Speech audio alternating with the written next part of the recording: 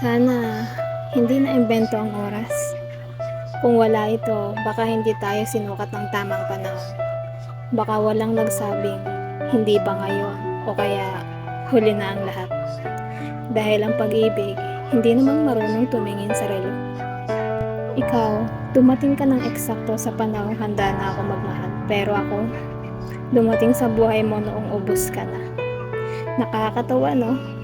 Pareho tayong nagmamahalan, pero magkaiba ang yugto ng tinatahak ng ating mga puso.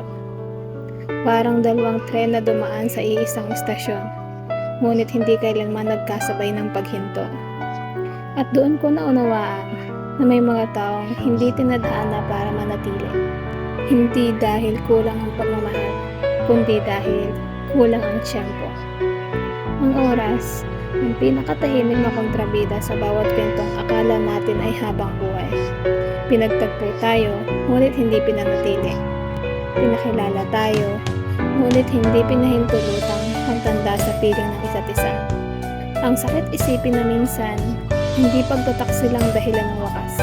Hindi rin kakulangan, kundi ang katotohanang magkaiba ang direksyong hinihingi ng ating mga pangarap. At habang pilit kitang hinahawakan, unti-unti namang hinihila ka ng panahon hindi ko kayang pigilan.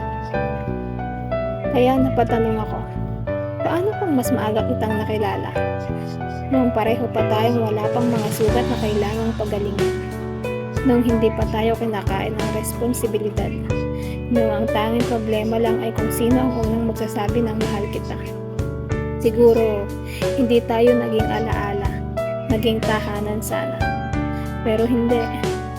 Dahil ang tadhana, minsan, hindi sinusukat ang lalim ng pagmamahal. Sinusukat nito kung kailan kayo nagtagpo. At doon tayo natalo. Hindi sa kakulangan ng pag-ibig, kundi sa pagitan ng masyado pang maaga at masyado ng huli. Kaya kung may isang bagay akong buburahin sa mundong ito, hindi ang distansya, hindi ang luha, hindi ang sakit, kundi ang oras. Dahil kung walang oras, walang late, walang goodbye, walang taong kailangang bitiwan kahit sila pa rin ang pipiliin mo araw-araw.